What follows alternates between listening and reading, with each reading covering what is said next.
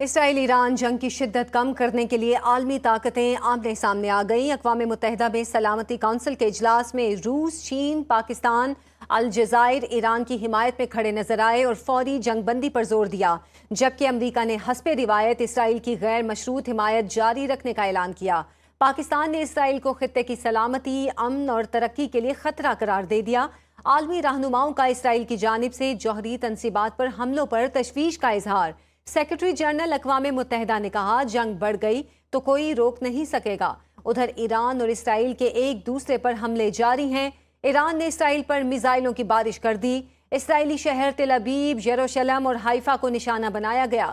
اسرائیل مسلسل بین الاقوامی قوانین کی خلاف ورزی میں مصروف۔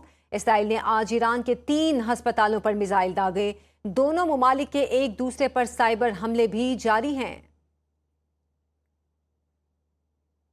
اسرائیل ایران جنگ کی شدت کم کرنے کے لیے عالمی طاقتیں آمنے سامنے آ گئیں۔ اقوام متحدہ میں سلامتی کونسل کے اجلاس میں روس، چین، پاکستان، الجزائر ایران کی حمایت میں کھڑے نظر آئے اور فوری جنگ بندی پر زور دیا، جبکہ امریکہ نے حسب روایت اسرائیل کی غیر مشروط حمایت جاری رکھنے کا اعادہ کیا۔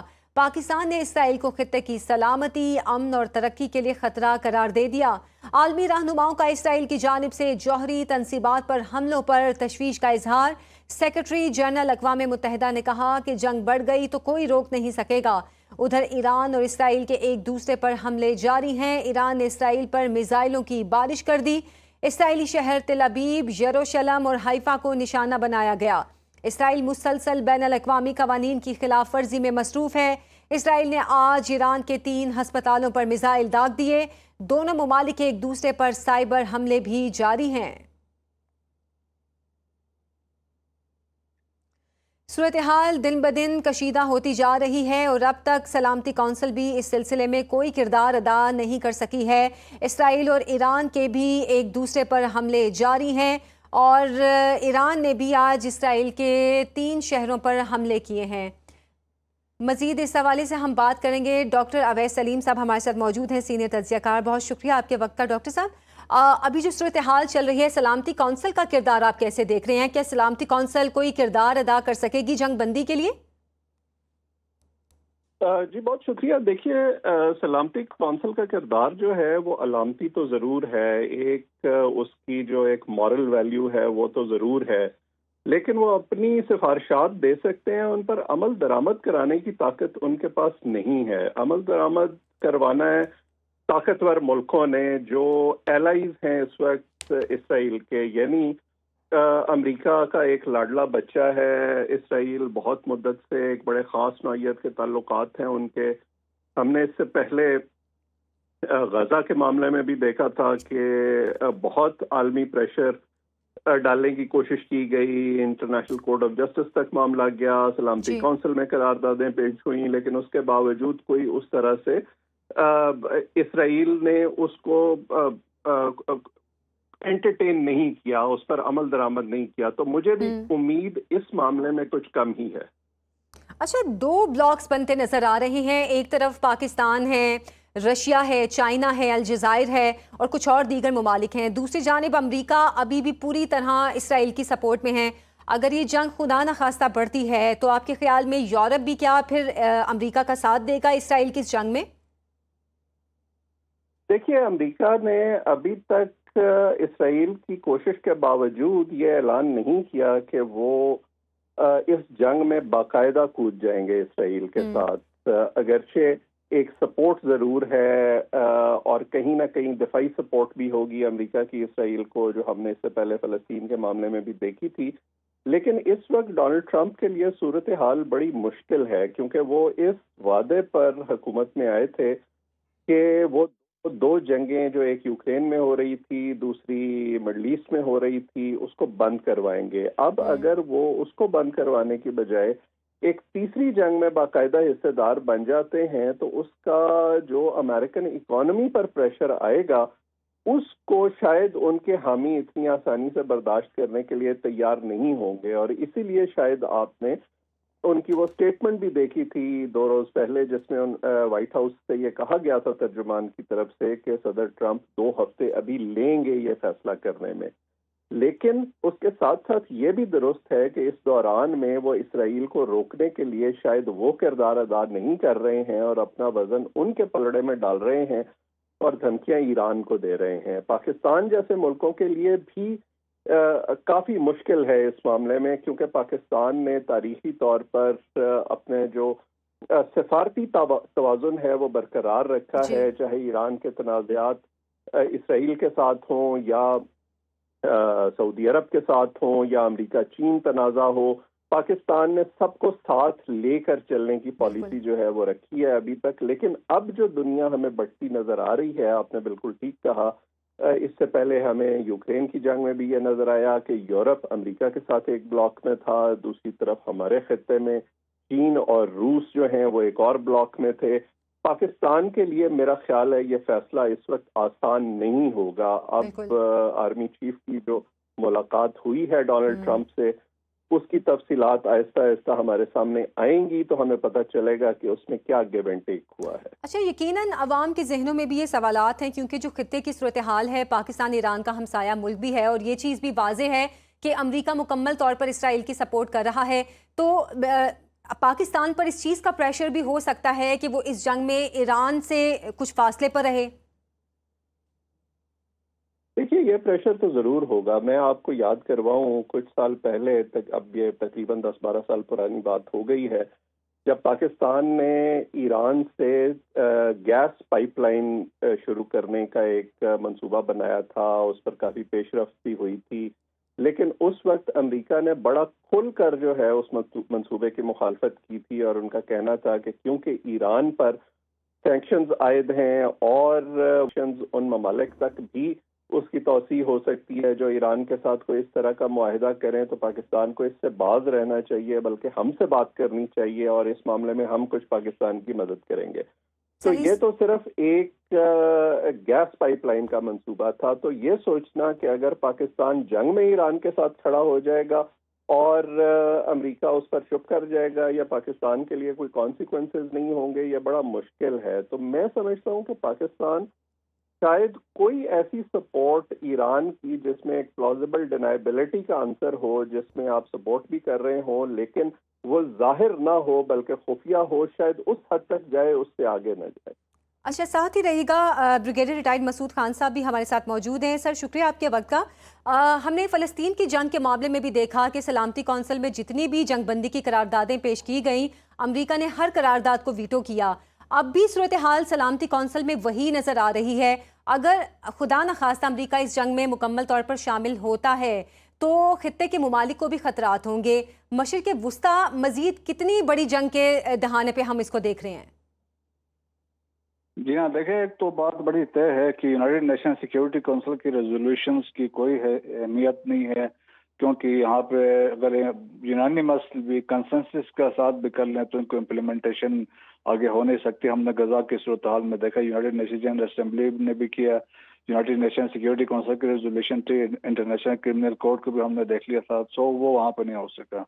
لیکن دیکھیں کہ اب جو سچویشن ہے مڈل ایسٹ میں، ہم دیکھتے ہیں جب عراق اور ایران اسرائیل میں، تو ابھی یہ ہے کہ ایک ایسے سٹیج پہ آئے ہوئے ہیں کہ زیادہ ریسیونگ اینڈ پہ تو اسرائیل ہے. اسرائیل نے بھی ایران کو انڈر ایسٹیمیٹ کیا تھا اور جس کی وجہ سے جو نقصانات ہوئے ہیں حیفا میں ہم نے دیکھا ہے، تل ابیب میں ہم نے دیکھا ہے، اور یا موساد کے ہیڈ کوارٹر پہ ہوا، جب ان کے اسٹاک ایکسچینج پہ ہوا ہے، ان کے گیس پائپ لائنز پہ ہٹ ہوئے ہیں. تو وہ بڑے پینکس اٹیکس ہو رہے ہیں، آپ سمجھ لیں پبلک کو. جب اسرائیل کے اندر ہم دیکھتے ہیں وہاں پہ سچویشن ایسی ہے، دیٹس وائی وہ بڑے زور لگا رہے ہیں نیتنیاہو اور جو باقی لوگ ہیں کہ کسی طریقے سے امریکہ کو ڈریگ کیا جائے. But at the same time دیکھیں، ایران کی کوشش یہی ہے کہ ان کے پاس ڈیپینڈ، ابھی ایک اور امپورٹنٹ چیز دونوں ممالک میں کہ وار اسٹیمنا کتنا ہے، کہ کب تک یہ لڑ سکتے ہیں، what will be next, how far Iran fire کرتا رہے گا. تو وہ بھی بڑا فیکٹر اس میں ہے. لیکن ایران کی بالکل کوشش ہوگی کہ کسی بھی صورت میں امریکہ اس میں انوالو نہ ہو اور نہ ہی وہ امریکن انٹرسٹ پہ حملہ کرے گا، کیونکہ امریکہ اس میں داخل ہوتا ہے تو ایران کے لیے مشکلات ہوں گی، کیونکہ ایران آلریڈی سینکشنز پہ ہیں اور بہت سارے مسائل ہیں. اور ایٹ دی سیم ٹائم یہ بھی دیکھیں کہ اسرائیل کی بھی ابھی بس ختم ہو گئی ہے، کیونکہ وہ جو شروع میں ان کے پاس جس زور کے ساتھ وہ کر رہے تھے تو وہ نہیں ہو سکتا ہے. پھر دیکھیں کہ اپنے پولیٹیکل آبجیکٹیوز وہ حاصل نہیں کر سکے, ملٹری آبجیکٹیوز وہ حاصل نہیں کر سکے ہیں. ملٹری آبجیکٹیوز میں وہ کوشش کر رہے تھے, نیوکلیر انسٹالیشن سے مینلی فوکس ان کا تھا نتانز اور فردوں پہ. نتانز پہ تو انہوں نے اٹیک کر دیا لیکن وہاں پہ وہ پارشل ڈیمیج ہوا, لیکن نتانز بھی 6 میٹر انڈر دی گراؤنڈ ہے, اور جبکہ جو فردوں والا ہے وہ آدھا میل انڈر گراؤنڈ ہے, اور اس کے لیے ان کو B-52 جہاز چاہیے, اور ان کے ساتھ وہ بم جو چاہیے وہ ہے BLU-127B ہے, جو اگر فائر ہوتا ہے یا اس کو ڈراپ کرتے ہیں تو 61 میٹرز کی پینیٹریشن کرتا ہے, اور وہ امریکہ کے پاس ہے, ان کے پاس نہیں ہے. سو دیر فور نیتن یاہو کی بڑی کوشش ہے کہ امریکہ کو ڈریگ کیا جائے. ہو سکتا ہے ہم دیکھیں کسی وقت کوئی false flag operation Middle East میں امریکن انٹرسٹ کے اگینسٹ کیا جائے کسی عرب ممالک میں, اور کر کے بعد میں نام اس پر الزام جو ہے جس طرح انڈیا پاکستان کا لگاتا ہے اس طرح یہ ایران پہ لگا دیں, تو اس طرح کی ایک سچویشن ڈیولپ ہو سکتی ہے. لیکن ابھی ہم نے یہ دیکھا ہے کہ 2 ہفتے کا ایک ٹائم دیا ہے پریزیڈنٹ ٹرمپ نے کہ اس دوران میں کوئی ہو سکتا ہے درمیان کا راستہ نکلے. جس طرح آج سلامتی سیکورٹی کونسل میں بات چیت ہوئی ہے, second Iranian foreign minister Europe گئے ہوئے اور وہاں پہ ان کی ملاقاتیں ہو رہی ہیں فرینچ, جرمن اور UK کے فارن منسٹر سے, تو لائکلی اس میں بھی کوشش ان کی یہی ہے. پھر ایک انڈرسٹینڈنگ ڈیولپ ہونے کی کوشش کی جا رہی ہے کہ رشیا, چائنا اور دوسرے جو ممالک ہیں برکس کے کنٹریز ہیں, سعودی عرب ہے, کہ ایک کنسورشیم بنا کے کوئی درمیان کا راستہ نکالیں, جو انریچمنٹ یورینیم ہے اس کے کوئی ڈسپوزل پہ بات چیت کی جائے. تو تمام پاورز ایکٹیو ہیں اور وہ چاہتے ہیں کہ اس کے کوئی پیسفل سیٹلمنٹ ہو. امریکہ کی انوالومنٹ اگر ہوگی تو اس کے کانسیکوینسز ڈیزاسٹر اس لیے ہوں گے, ایران کے لیے مشکلات ہوں گی. ٹھیک ہے, ہمارے ساتھ اویس صاحب بھی موجود ہیں. اویس صاحب, یہ جیسے کہ بریگیڈیئر صاحب بھی بات کر رہے تھے اور ہم گزشتہ 3-4 روز سے یہ ٹرانسمیشن جو کر رہے ہیں اس پہ بہت سے لوگوں نے یہ بات کہی ہے کہ اس چیز کا بہت امکان ہے کہ فالس فلیگ آپریشن کر کے اسرائیل اس کا الزام ایران پر لگا دے. اس طرح کی اگر کوئی صورتحال پیدا ہوتی ہے تو اس کا مطلب امریکہ مکمل طور پر اس جنگ میں کود پڑے گا. یہ بات بالکل ٹھیک ہے, اس امکان کو نظر انداز نہیں کیا جا سکتا, بلکہ یہ جو پہلا حملہ اسرائیل نے ایران پر کیا جہاں سے یہ معاملہ شروع ہوا, اس کے بارے میں بھی آپ یہ نہیں کہہ سکتے کہ وہ فالس فلیگ نہیں ہوگا, کیونکہ بات چیت جو ہے جو بڑا اعتراض ہے ایران پر ان کے نیوکلیئر ہتھیاروں کے حوالے سے یا ان کے اسرائیل کی طرف عزائم کے حوالے سے, اس کے بارے میں تو ایران بارہا یہ کہہ چکا ہے کہ وہ ایسے عزائم نہیں رکھتے اور ان کا نیوکلیئر پروگرام جو ہے وہ نہیں ہے. بات چیت نیوکلیئر پروگرام کے حوالے سے ایک مثبت رخ اختیار کر رہی تھی, ان کے وزیر خارجہ اور دیگر عہدیدار بار بار اس حوالے سے گفتگو کر رہے تھے, لیکن اس کے باوجود ایک حملہ کیا اسرائیل نے جس سے مجھے تو یہ ذاتی طور پر ضرور گمان ہے کہ بات چیت کے عمل کو سبوتاژ کرنے کی کوشش کی گئی ہوگی. اور امریکہ کے اندر بھی بہت عرصے سے, ایون جو بائیڈن کے زمانے سے امریکن ایڈمنسٹریشن اور پینٹاگون کے حلقوں سے اس قسم کی رپورٹنگ ہمیں سننے میں آ رہی ہے جس میں یہ کہا جا رہا ہے کہ شاید نیتن یاہو اس طرح کی جارحیت کو اپنے لیے ایک سیاسی ٹول کے طور پر استعمال کر رہے ہیں, کیونکہ وہ اسرائیل کے اندر بھی مقبولیت کھو چکے ہیں اور انہیں وہاں پر الیکشن کروانے ہیں, لیکن وہ ایک کے بعد دوسری جنگ کے بہانے سے یہ سلسلہ جو ہے وہ طویل کرتے جا رہے ہیں تاکہ انہیں وہاں پر الیکشن نہ کروانے پڑے اور اقتدار نہ کھونا پڑے. تو اگر انہیں کوئی ایسی سچویشن نظر آتی ہے جس میں انہیں یہ لگتا ہے کہ عالمی پریشر بڑھ رہا ہے اور شاید انہیں جنگ بندی کرنی پڑے یا کسی معاہدے کی طرف جانا پڑے, تو عین ممکن ہے کہ وہ کوئی اس طرح کی حرکت کر گزرے. اچھا بریگیڈیئر صاحب, یہ جنگ ڈونلڈ ٹرمپ کی ولادیمیر پیوٹن یا چائنیز پریزیڈنٹ سے تعلقات پر کس حد تک اثر انداز ہو سکتی ہے, کیونکہ چائنا کے ساتھ بھی تعلقات پہلے خراب ہوئے, پھر تعلقات میں بہتری آئی اور ولادیمیر پیوٹن تو ڈونلڈ ٹرمپ کے دوست کہے جاتے ہیں. جی ہاں, دیکھیے اب ان کے درمیان میں اختلافات ہو گئے ہیں, کیونکہ رشیا نے جب لاسٹ ٹائم پریزیڈنٹ ٹرمپ کی بات ہوئی ہے پریزیڈنٹ پوٹن کے ساتھ تو انہوں نے اس سے بات کی, تو پھر انہوں نے یہ کہا کہ میں نے ان کو کہا کہ آپ کنسنٹریٹ کریں آن یوکرین کے ایشو پہ, तो हम इसको खुद डील करेंगे। लेकिन एट द सेम टाइम जो अभी रिसेंटली एक बात इंटरव्यू दिया था पुतिन ने, तो उसमें उन्होंने वाज़ेह तौर पर कहा था कि हमें बड़ा कंसर्न है जिस तरीके से डेवलपमेंट हो रही है। अब चाइना ने भी यही कहा है कि जो स्टेटमेंट या जो स्टांस रशिया का है वही हमारा है। तो उस पे अभी तक देखें कि फिजिकली या किसी ने मटेरियल सपोर्ट तो कोई किसी ने नहीं दिया अभी तक। जी। डिप्लोमेसी की बात हो रही है, स्टेटमेंट्स आ रही हैं, लेकिन ये कंट्रीज जो हैं ये प्रिवेल कर सकते हैं। स्पेशली देखें ना, अब दुनिया भर में ब्लॉक्स अभी बनते जा रहे हैं। यूरोप वालों का अपना एक ब्लॉक है, वो अभी अमेरिका से निकलना चाहते हैं, वो अमेरिका के इन्फ्लुएंस से निकलना चाहते हैं। अमेरिका की अपनी एक प्रेजेंस है। और इसके अलावा देखें कि चाइना का अलग अगर जब देखते हैं इकोनॉमिक पॉइंट ऑफ व्यू से, BRI के पॉइंट ऑफ व्यू से एक फुल फ्लैश ब्लॉक है, लेकिन हमने उसके फिर अलायंस हमने देखा है वो रशिया के साथ भी है। और अब ऑलमोस्ट अभी बताते हैं ऑलमोस्ट 145 कंट्रीज जो हैं वो चाइनीज इन्फ्लुएंस के अंडर है, जिस तरह BRI के प्रोजेक्ट चल रहे हैं। तो China is emerging as the power, और ये इन्फ्लुएंस कर सकते हैं, कोई थ्रेट कर सकते हैं, तो उसमें ये बातचीत हो सकती है। मेरे ख्याल में जो 2 हफ्ते का जो पीरियड है इसमें लाइकली कुछ ना कुछ चीज होगी, करने की कोशिश करेंगे। और फिर ट्रम्प ये भी कह सकता है भाई मैंने टाइम दिया था, बातचीत करें, फलानी हो, आप लोगों ने किया नहीं है। और फिर देखें कि there is a treaty between America और इजराइल के दरमियान कि अमेरिका इज ऑब्लाइज्ड कि अगर इजराइल को कोई थ्रेट करता है तो उनको प्रोटेक्ट करने के लिए। तो उस चक्कर में भी फिर अमेरिका की एंट्री हो सकती है। और जो देखें कि अब इजराइल, जिस तरह मैंने कहा, बहुत सख्त प्रेशर में है। और उनके जो एयर डिफेंस सिस्टम है, जो इनका एरो सिस्टम है, डेविड सिलिंग है, आयरन डोम है, वो अभी इतना इफेक्टिव नहीं है जिस तरह स्टार्ट में था। तो मेरा ख्याल में इजराइल के लिए बड़ा मुश्किलात है। नेतन्याहू का political future totally depends on this, तो उनके लिए मुश्किलात है।